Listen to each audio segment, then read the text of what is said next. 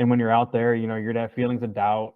You're going to get to some point during the race where you're looking at the overall distance and going, man, I have 75 miles left. How am I ever going to finish this? What am I doing here? But you've already done 99% of the race. All your training leading up to it, that was your race. This is just your last 50, 60, 70 miles of your whole training block.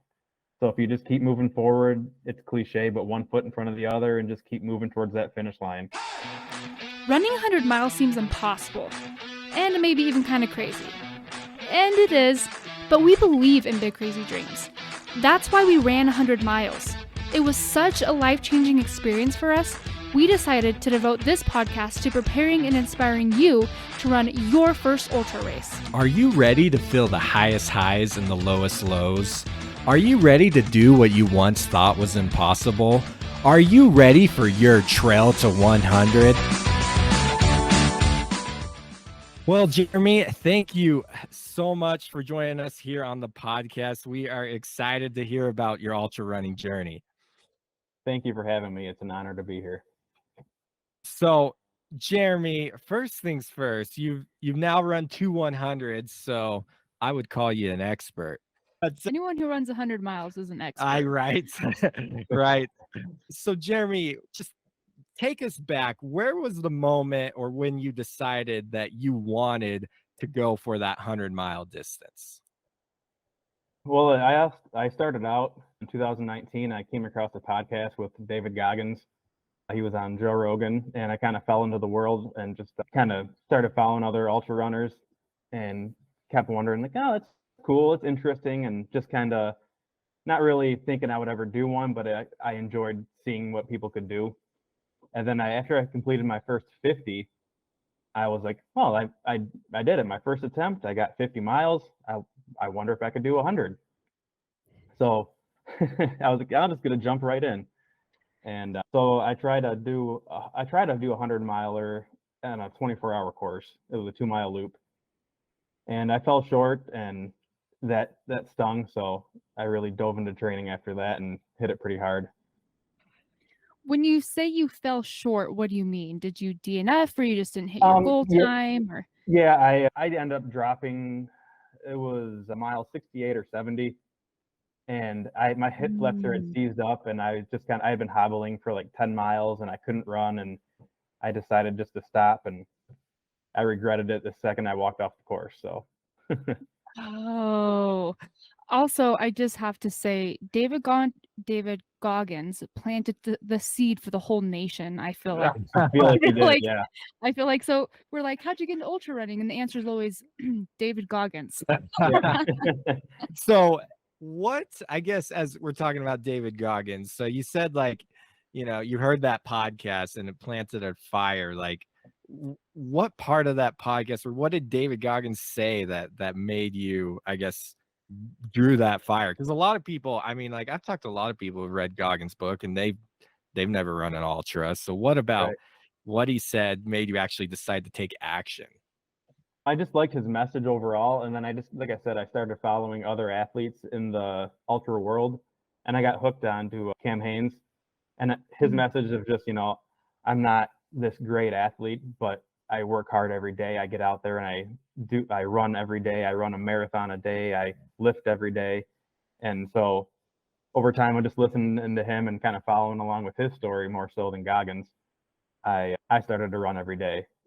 So in 2021, I started running every day, and I continued that up until I did my 50-miler, which was in September. So for 9 months straight, I ran every day. Hey. So did you do any races before the 50, or was that like your first race ever? That was my first ultra. Dang. I had done a half marathon back in 2015, and that didn't interest me. It was a road half marathon, and I'm like, no, not for me. Totally different. Totally different. Wow. 13 miles on the road, no interest, but 50 miles. Yeah. Ready to go. Right. That's awesome. So you said after you did your 50, your first 100-mile attempt fell short, and you said you regretted it the moment you walked off. I guess, what did you see? Because I think DNFs are really valuable when trying to just adjust and learn, especially from other people's experiences. So what did you see, or what happened that you thought you could have done differently in that moment to keep going on that first attempt rather than, walk off the course? I don't think there was much else I could do that day, but I think I would have been able to kind of hold myself up a little bit higher if I would have just finished the 24 hours, even though I wasn't going to get to my 100 miles. But I stopped. It was about 18 and a half hours. And I said, I was kind of in my head, like, is this an injury or am I just really sore? And I was like, I need to be able to provide, so I don't want to injure myself further. And I just kind of, how that goes when you're hurting and you don't know what's going on. And like, Yeah. maybe I should stop. And I let that voice kind of take over in my head it was a 2-mile loop. So it was every 2 miles I'd pass my truck and go, I could just go home. I could just leave, and I eventually kind of gave into that voice, just knowing that I wasn't going to get to the 100 miles. If I would have been close, I would have probably kept pushing, but I was well short, and the pace I was going wasn't going to get me there. So. Well, and that's 100 miles is already mentally tough, but a 2-mile loop over and over again, that's 10 times harder. And like you mentioned, running past your truck every, 20, 30 minutes, that would be really tough. You also mentioned, you said, I need to provide. You mentioned that you're a firefighter. Was that part of it? Like you didn't want to injure yourself because it would impact your job? Yeah, I didn't want to have to.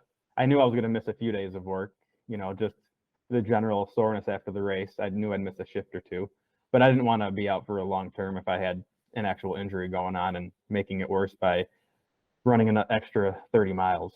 So that makes sense. And that's a totally different factor. A lot of people have desk jobs, and if they break their knee, they could still sit at the desk and work. But as a firefighter, your body needs to be fully functional. So right. Yeah. I think that's also, as you say that, you said that we asked you some questions before the interview and you emailed back, and you talked about how you love ultra running, but you want to make sure you're healthy enough to get back to work to provide for your family. And so like, that makes sense, total sense, as you have a physical job.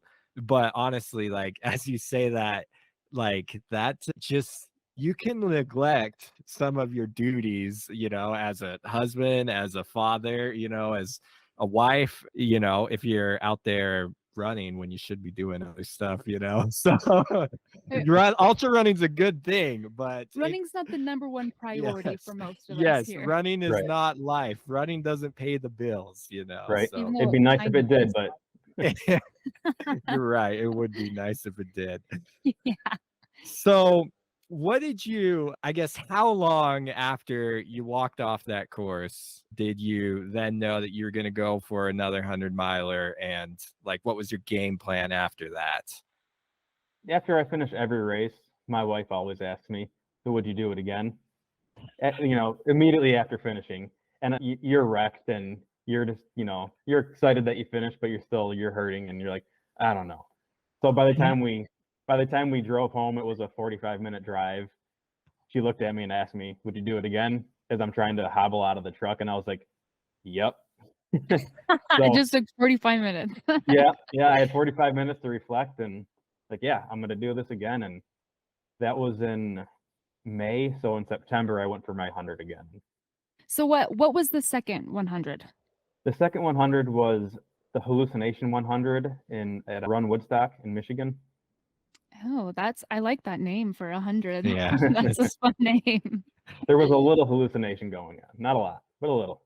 Oh, good. I'm excited to hear this story. So did you say you were having hip flexor problems in your first one? Yeah. Okay. Did you do anything different to try to adjust that? Or what was your, how are you feeling about this coming up again, Yeah, I was nervous that it would happen again. During my training the second time around for the 100, I did more strength training, tried to be in the weight room a little more often. I focused a lot more on stretching, did a lot of stretching. I wouldn't do it every day, but 3 to 4 days a week, I would make sure I stretched out for 10, 15 minutes. That helped keep things loose.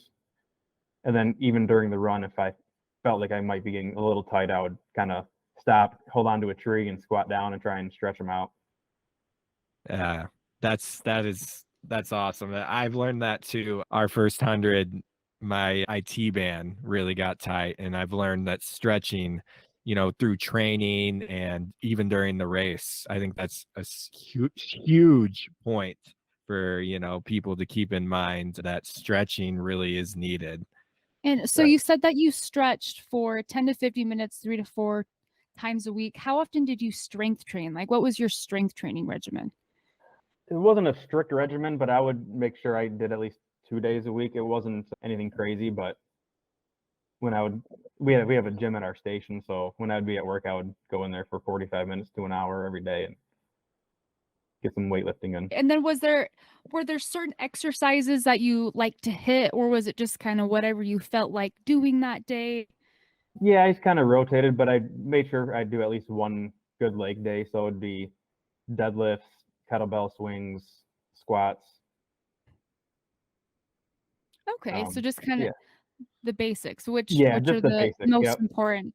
I Yeah, think people forget, especially with all these Instagram influencers, like try these fun exercises, and they're doing these crazy handstand, backflip like things that honestly, you really just need to squat, deadlift, push-ups. Like if that's all you did, yeah, yeah. that's all you need. So I like that you brought that up. I think it goes to show that you don't have to do anything crazy when it comes to strength Right. training and stretching, but throw a little bit in there and it makes a big difference. Absolutely. Yep. And I made sure I was doing core at least both of those days. I'd make sure I do at least 5 to 10 minutes of core exercise.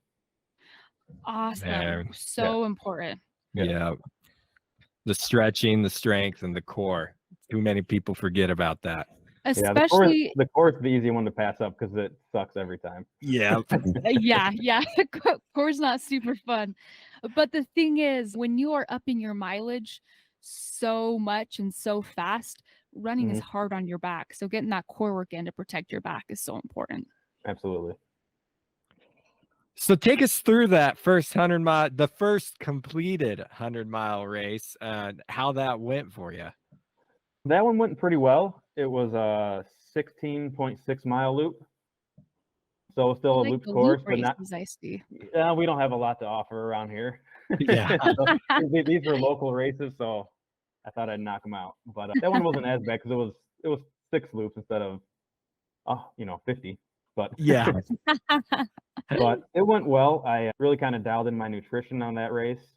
I focused a lot on what I was putting in. I was making sure I was hydrating well throughout the course.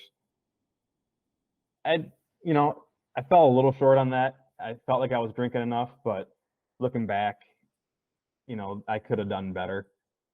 But it went well. I definitely beat up my ankles. I think it was it was a lot of rolling hills. So, my ankles, I think from the downhills were just kind of shredded. So I was hobbling a lot there for the last 40, 45 miles, but you just keep moving forward. Was there ever a moment in the race where you didn't know if you were going to finish?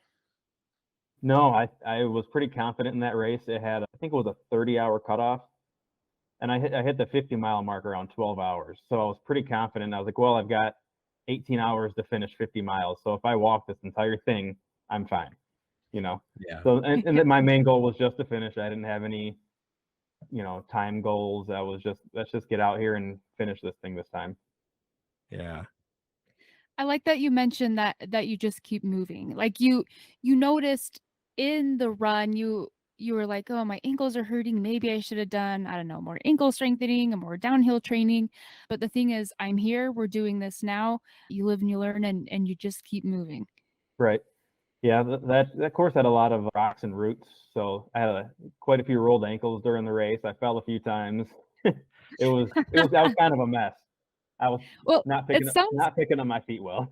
it sounds like you've done everything to be initiated into the trail running world. You DNF'd, you've fallen, you've sprained ankles. So I think it's safe to say you are a trail runner. Right. So you mentioned how you dialed in your nutrition for this race, or better than it had been previously. That is the battle for all of us. Especially as first timers. That's something that we don't think much about. No, we don't. So what did you do that you felt like worked well for you? The first two ultras I had run, I did a lot of gels, and I just kind of realized that those weren't sitting in my stomach well. I'd end up just not wanting to eat. So I stayed away from. I had like maybe one or two on the course, but I tried to stick to more just normal foods. I had a lot of a lot of candy during the race, and that I feel like that kind of messed with me a little bit late in the race. But at the time, when you're going through the aid stations, you just what you listen to your body and what sounds good, what you can tolerate, because a lot of the time, you get in there and you might feel a little queasy or just you don't want to eat anymore at a certain point. So just what your body can tolerate, you putting into it. Yeah. Exactly. So you ate a lot of candy kind of in the beginning. Yeah, in the the best dialing in the nutrition, I guess, huh? Yeah, there we go. That's funny. So wait, so lots of candy at the beginning of the race, and then was it later on in the race when you started doing like more real food? Like Yeah, was the candy starting to upset you? Yeah, I was doing a little bit of everything, but I was just, you'd go by and they'd have a tray of like what are they called, Swedish fish, and just like, handful of those as you're walking by, or that kind of stuff. But yeah, I was trying to eat, like they had little cube sandwiches and broths and that kind of stuff. So I was making sure I was trying to get in a lot of sodium as I was at the aid stations. Yeah, sodium is key. That's For what sure. I was terrible with sodium. So basically just getting in the calories and eating what your Yeah. body would let you eat. Right. Yeah. Try to stay away from the instant goos and gels and that kind of stuff. The more processed stuff. Yeah. Yeah. Minus the candy. All right. So then after your 100-mile finish, now, were you originally just thinking, I just want to run 100 miles once, or was this just like after you finished, what led to like, I'm going to run another one? Well, it's kind of the same thing. You finish and you have that big high, and you come home and you're laying in bed or on the couch and like, what else is out there? And you start just scrolling through Ultra Sign Up and seeing what's available right away. And there's so many beautiful places to go and run. So Yeah, let's go explore the country. So you live in Michigan, and you ended up running the Zion 100 out here in southern Utah. Yeah. What went into that decision to say, I'm going to go out to Utah to run my next 100? Well, it started off as we were just going to do a family trip, and I have family in northern Arizona, so we were to fly down, visit them, and we're like, oh, we'll go. We're there. It's a few hours from Zion, so maybe we'll drive up and just check out Zion. And then I was looking on Ultra Sign Up and said, hey, there's a race. If we go at this time of year, maybe I could do a 100-miler while we're out there. So I just kind of snuck it into a family vacation. That's what happens. All your vacations turn into runs. So after, I guess, I love hearing people who have run their first 100 and then have run a second, because I think there's a big jump there, a big learning curve. You finally have been through the whole process once. Take me through, what was your second 100? Was it harder, easier? What did you change about it that you think worked well that maybe you didn't do the first time, or was there mistakes that you made that you thought was better but ended up not doing well? So compare and contrast the two for us. Well, if I compare the times, I finished 6 minutes different from my first one, 6 minutes faster. Wow. Well, and I'm consistent. Climbing and designing one, right? Yeah. Okay. Nice. So yeah, it went well. I was really nervous about the climbing. Coming from Michigan, we don't have anything that we can really train on with that. And then being up at elevation, I was worried about my breathing and how that would affect me during the race. But I focused a lot on, again, leg strength leading up to it. I was putting in 70-mile weeks at my peak. And then I was doing a lot of treadmill work and just working on the incline just to try and replicate some kind of vertical climbing for 30 to 40 minutes at a time. The race went overall really well. Actually, I feel like it's the best I've felt during a race and the best I've recovered after a race. I think the best thing I had in the race was my hydration. I made sure I was drinking 20 to 40 ounces between each aid station. And when I'd come through each aid station, I would drink at least another 20 ounces. So I was definitely well fueled, and I felt really good throughout the race as far as that part goes. Did you eat as much candy on the second race? I didn't. I had one little cup of M&Ms, and that was it. I stayed away from the candy. I went as natural as I could for this race, and that helped a lot. I did a lot of watermelon. Okay, it makes Yeah, me wonder, like, why do they put so much candy at the aid stations when everyone says it messes them up? It almost Yeah. is like to just try to sabotage you. It's like, does it make it more mentally difficult? Right. It's just those quick sugars, I think. But they had watermelon Yeah. at every aid station, so I ate a ton of that. And then I stuck with quesadillas. They had bean quesadillas, cheese quesadillas. So I ate a lot of those. Mm. Pickles, chips, pretzels, and that was pretty much my diet for the 26 hours.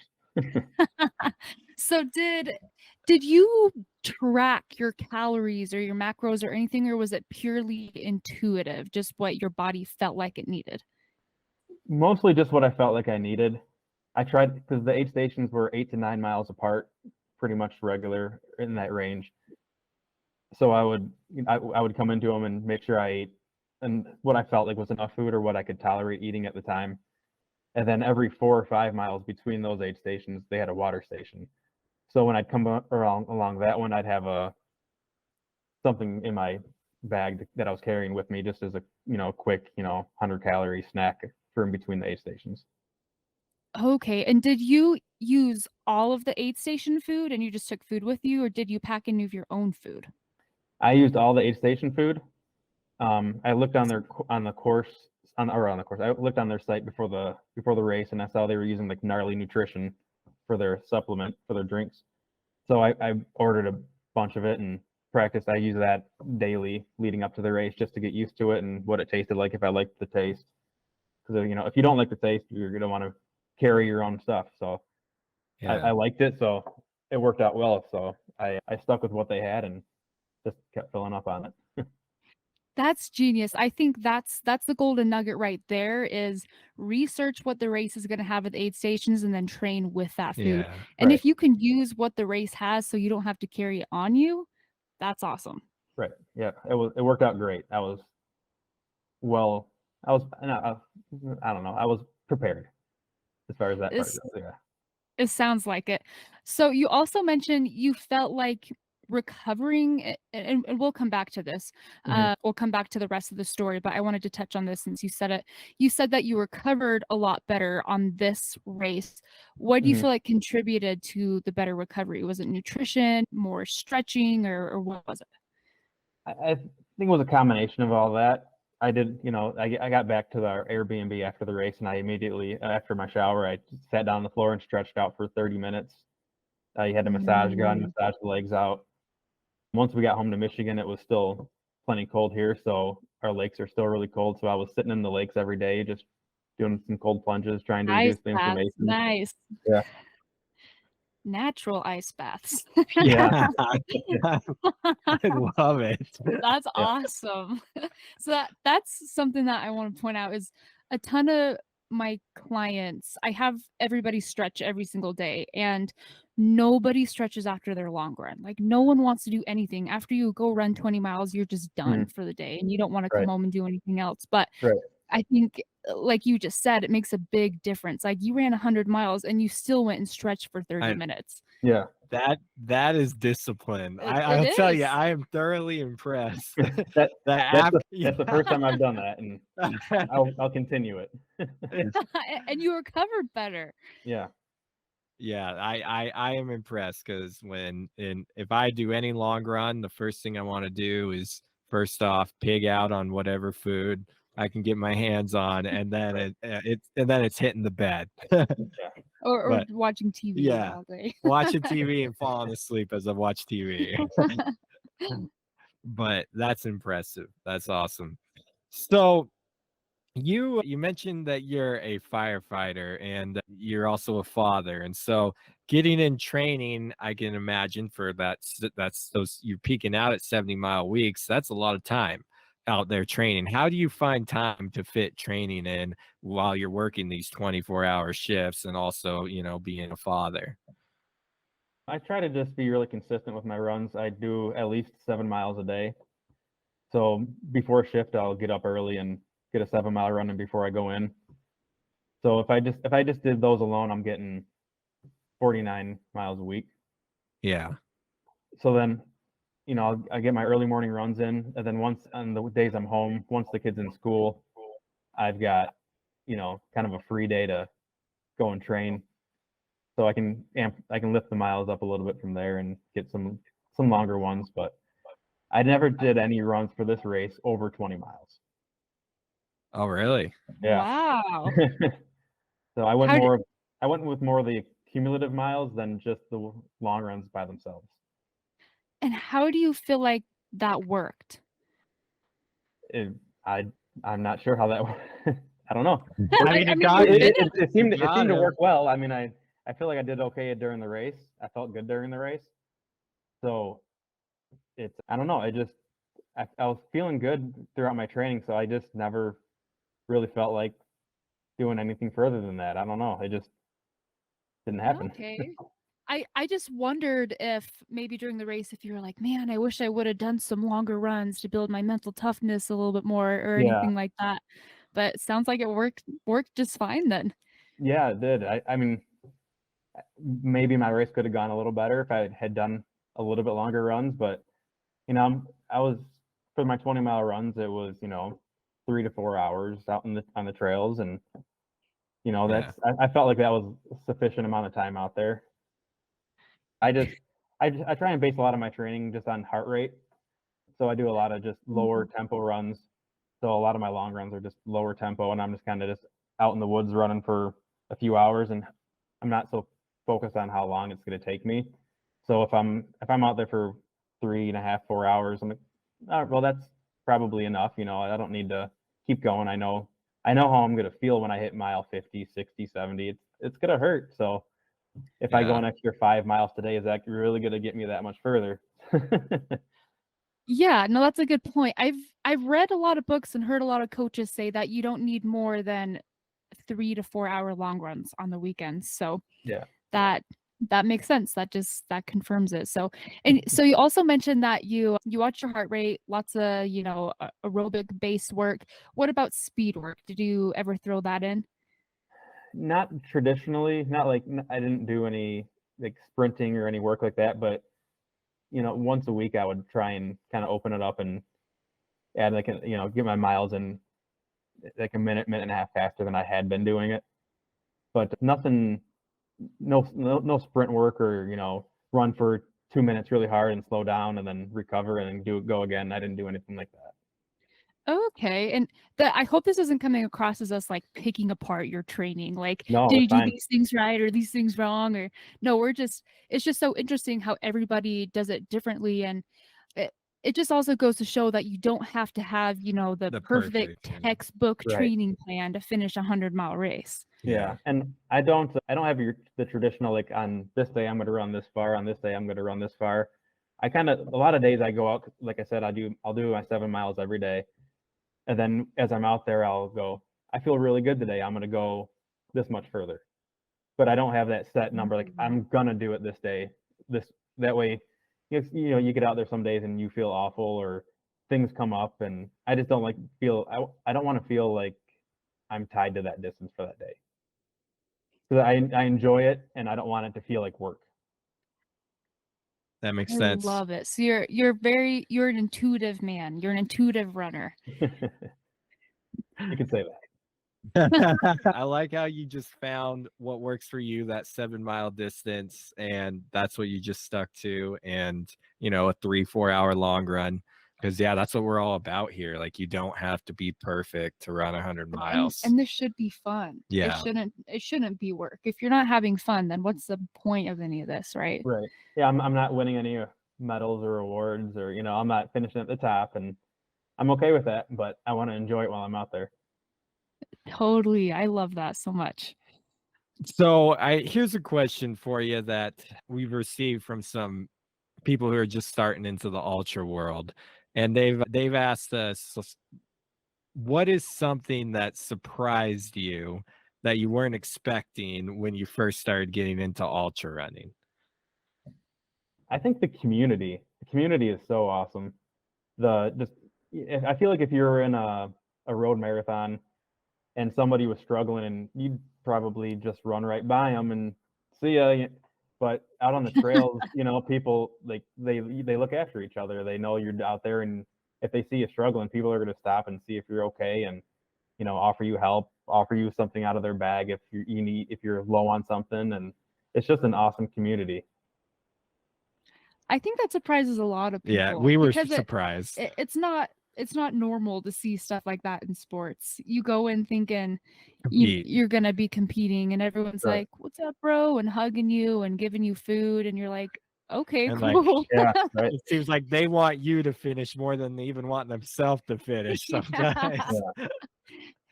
Yeah, agreed with you. Like we were the same way. We did not get into the sport for the community, but once we got in, we are like, oh my gosh, this is awesome. What Yeah. about unexpected problems that arise in your second 100? What things popped up that you weren't ready for, and you had to problem solve and figure it out? Or was it the perfect 100-mile race? It wasn't perfect. It wasn't perfect, but it went, like I said, I feel like it went well. Just I think overall, just some of the terrain was difficult for me to run on. Some of the slick rock on top of the mesas was, you run on that hard rock, and I wasn't prepared for how much it was going to beat up my feet, and my knees were just killing me after a while, and I just wasn't expecting that. So I mean, that was probably the hardest thing during the race, as far as, because I expected some difficult climbs and difficult descents, but the slick rock really kind of tore my feet up for after a while. That's a really good point, because as trail runners, we're used to running on dirt, and running on the slick rock is like running on pavement. So anyone who's training for a race on slick rock gets some road runs in too. So so your body can get used to that harder surface. Right. Yeah. The descents were tough. I was definitely not ready for those. They tore my quads up coming down the first one, and I was in a low for quite a few miles after that. It took me a while to pull myself up and keep moving. Oh man, especially coming from your flat training and trying to get, the treadmill runs and things, but it still isn't like you're getting the climbing in on the treadmill, but the thing that the treadmill lacks is the terrain and the rocks and the roots and Yeah. and then running downhill. You can't really get downhill practice, huh? Unless you have a super fancy treadmill. Some treadmills do that, but as as Melody asked you that question, you struggled a little bit. Like, what surprised me on my second 100? You had to think about that one, and I think that that right there makes a good point.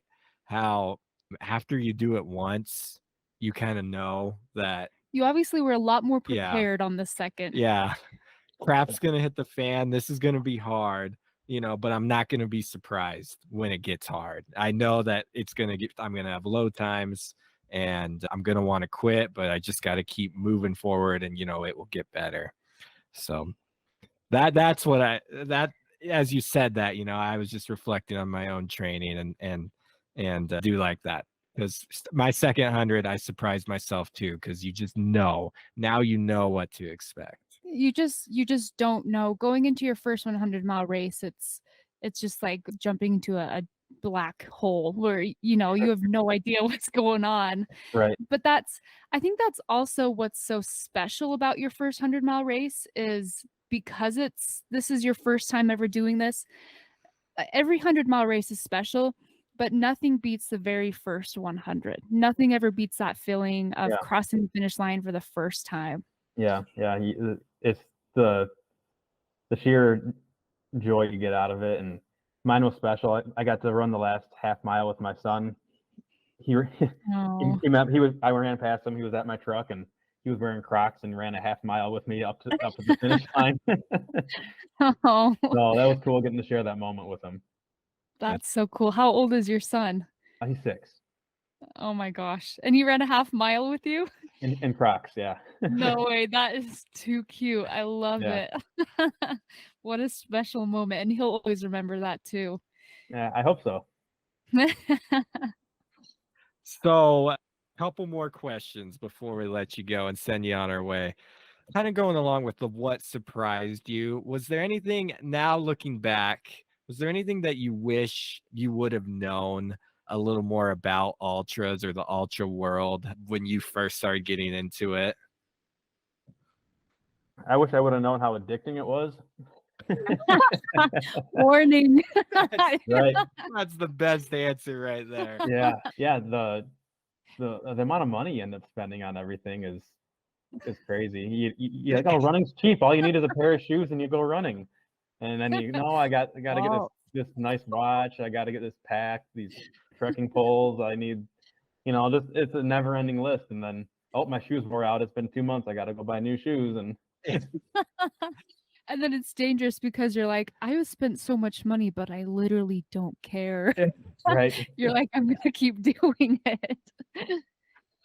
No, I love that. That's funny, but so true. Like you do not realize, you think running is a cheap hobby, and until you really start getting into it. Yeah, just like anything, I guess. Yeah. Yeah, exactly. So, Jeremy, before we let you go, we ask every guest this question. Say one of your buddies came up to you and was like, Jeremy, I've seen you run these hundreds. I'm feeling inspired. I think I want to do the same. What advice do you have for me as I start my 100-mile journey? If you have the thought of wanting to try one, just get on Ultra Sign Up and find somewhere that you want to go and sign up for it. Once you're signed up for it, you're in. So you have no other choice. Because if you sit there and you go, well, I have to get this training in, I have to get that training in, I have to make sure I have X amount of months, you might not ever sign up for it. So get out there, get on the computer, sign up for a race, then you're committed, and you start. And when you're out there, you're gonna have feelings of doubt. You're gonna get to some point during the race where you're looking at the overall distance and going, man, I have 75 miles left. How am I ever going to finish this? What am I doing here? But you've already done 99% of the race. All your training leading up to it, that was your race. You needed to, this is just your last 50, 60, 70 miles of your whole training block. So if you just keep moving forward, it's cliche, but one foot in front of the other and just keep moving towards that finish line, and you'll finish. Most of them have pretty generous cutoff time. So as long as you keep moving, you're gonna make it. You're gonna be okay. I like that. I love that, and I think that's a great life analogy too. I usually don't quote stuff like this, but I just thought of Finding Nemo. Just keep swimming. I'm kind of embarrassed that I brought that up, but anyways, I feel like it's a good life analogy of when things get hard, just keep moving, one foot in front of the other. Absolutely. And back to my DNF, it was more painful stopping the race than it would have been for me to keep going. Like the regret stuck with me for longer than the pain. If I would have I wasn't going to get 100 miles, but if I would have just finished those last 6 hours, I would have felt better about myself. So it's easy to quit in the moment when you're hurting and things aren't going your way, but you're going to feel way better about yourself if you just keep moving and you finish. Because regardless, you're going to hurt tomorrow, you're going to hurt. You hurt right now, you're going to hurt tomorrow, you're going to hurt the day after, but you can at least be proud of what you did, and so just keep moving. That's powerful. And when you're considering quitting, think, how am I going to feel about this in the morning? Right.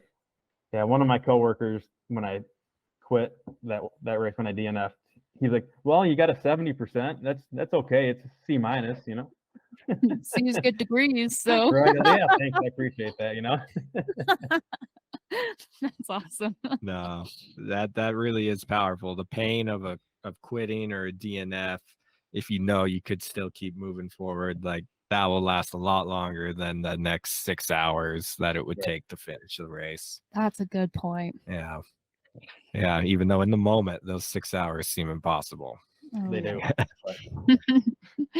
But you'd be surprised in those last 6 hours you finish, and it kind of just goes by in a blink of an eye. Goes by faster than you think. Yeah. If you just And keep moving. Yeah. if you just keep moving, and sometimes you get lucky enough to run with some people, and I didn't get that lucky in my first 3 ultras. I ran pretty much by myself for all 3 of those races. But in Zion, I met up with a guy named Kevin Mullins, and we ran our last 30 miles together, and that was awesome having someone by you for the night. So Oh, that makes a huge difference. I yeah, always say a prayer. I'm like, please, please bless that I'll find a friend to run with. Makes such a big difference. it does. It was amazing. I was like, man, this is so nice because it's nighttime and it's dark and you're hurting and you're like, oh, I'm just gonna keep going, and then you find somebody and you guys just stick together for the rest of it. And like, this is good. That helped. Kept you going, kept you honest. And then you're friends forever. Right. Yeah. You go through something hard with somebody, it's a lifelong friendship. Oh, yeah. Well, Jeremy, thank you so much for joining us. I think you had some really great insights into running your first 100-miler, and congrats on running your second as well. Thank you. Yeah, way to go. I Thank guess you can get lucky your first time, but your second time you proved you belong, right? Absolutely. Awesome. So if our listeners have any questions for you or want to reach out to you, is there any way that they can reach out to you or find you? Yeah, I'm on Instagram at jadkins161, Cool. I believe. Perfect. And we'll put that in the show notes if maybe you'll get a few followers from this. Yeah, that'd be great. Well, you got a couple followers in us from this. So All right. thank you so much for your time. We really appreciate you coming on. Thanks so Thank much, you so Jeremy. much. Thank you guys so much. So a big thank you goes out to Jeremy Adkins for joining us on the podcast today. Definitely some golden nuggets in there. Yes, there was. So what was some of your main takeaways? Yeah, well, aside from all the technical information we got, what really stood out to me was the message to just keep moving.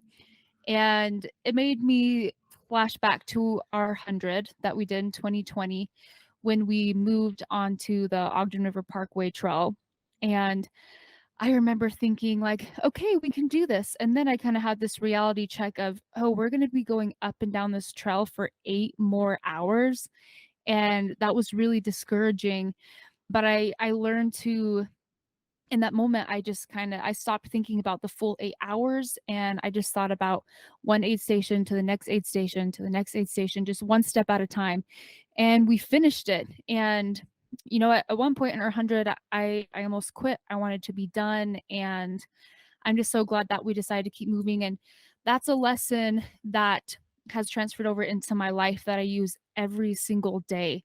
I always know that when things are hard, if I just keep moving, no matter how slow I am, I'm eventually going to get out of the trenches and things are going to be better. It's not going to be hard forever. Yeah, I think that's a really valuable thing. He talked about, here's something that Jeremy shared with us through email. He said, you're going to hurt and things might not go as planned, but just keep moving, and it's not going to go as planned. There's going to be lows, there's going to be highs, but just got to ride that out. He talked about how his knees and quads started getting felt like they're getting torn up on the slick rock, but and it brought him to a pretty good low, but he just kept moving and he eventually came out of that low. And the thing is, he didn't let his setbacks discourage him from moving on. He learned from them and he signed up for another race and did better. And then he signed up for another race and did better. And he didn't mention this in the podcast, but he is looking at another race in a few more months, and I bet he's going to crush it. Yeah, I bet you he will. So what really struck me with Jeremy was find what works for you. And so that's what I wrote down as he was talking, because he talked about how he just always plans to at least run 7 miles a day, and he's found that that's what works for him, that distance. Some days he goes longer, some days it's just 7, and he figured out his schedule, he figured out when he can run, he figured out how to get his long runs in. And yeah, he's not out there running a 30-mile long run, but he's found, if I'm getting about 20 miles in on my long runs and 7 miles during the days, then it works for me. And it's got him across 2 finish lines for his 100-mile races. And so that's, what I really figured out. I've thought about like my training, how I bought a training plan from Mike McKnight, and it's been a great training plan, and I've learned a ton from it.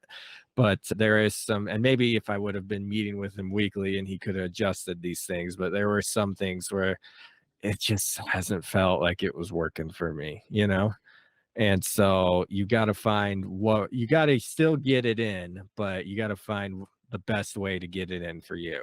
That's why I always say a training plan is tentative. It Yeah. really comes down to what your body's saying. And I also really liked Jeremy's Courtney DeWalter intuitive style of training. I think that works for a lot of people and is a great method, especially for trail runners who need the variety, and it's not as straight and narrow as like flat road running every day. Amen. So thanks again to Jeremy for joining the podcast. Make sure you guys go check him out on Instagram. He's got some really cool pictures from Zion for his race recap that he posted. Does he have a picture of him crossing the finish line with his kid on Instagram? I think there's a picture of him with his kid. If not, sure. I think we have the video, so we'll post it. Yeah.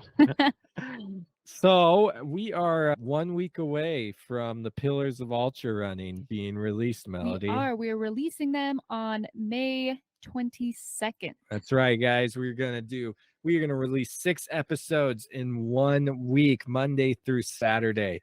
One every single day with each pillar of ultra running. Yep. We are putting together the tools that you will need to finish your first 100-mile race. And so this will be totally centered on helping you finish your 100-mile race. We're talking about nutrition. We're talking about mental toughness. We're talking about how to build a training plan, how to recover recover correctly. Yeah, we're going over it all. And not only will we be doing it for this week, but we're now starting to bring in coaches to share their thoughts on it as well, that coach people to 100-mile finishes. So we have the stories, we have the inspiration, and now here's the nitty-gritty scientific details, the tools that you need to finish your first 100. If you want more details on the pillars and what the pillars are, follow us on Instagram. So thank you guys for tuning in, and we will talk to you all next time. See ya.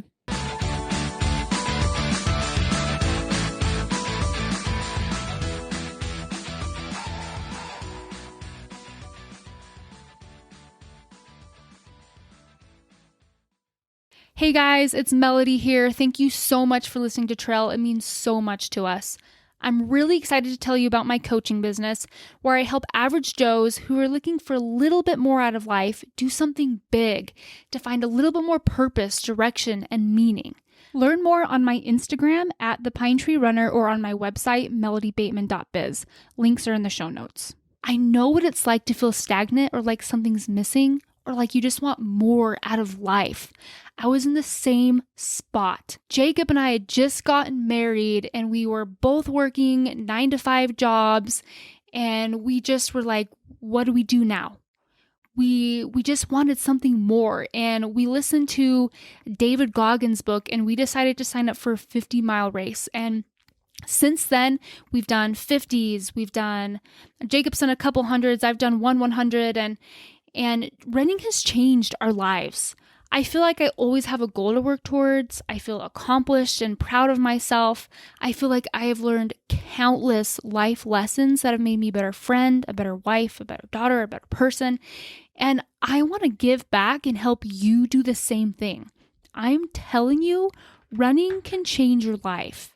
If you're ready to jump in and sign up for a race, whether it's 3 miles or 100 miles, I would be honored to help you cross the finish line. If you'd like to learn more or get in contact with me, find me on Instagram at The Pine Tree Runner or contact me through my website, melodybateman.biz. Links are in the show notes. You have so much potential and you are way stronger than you know.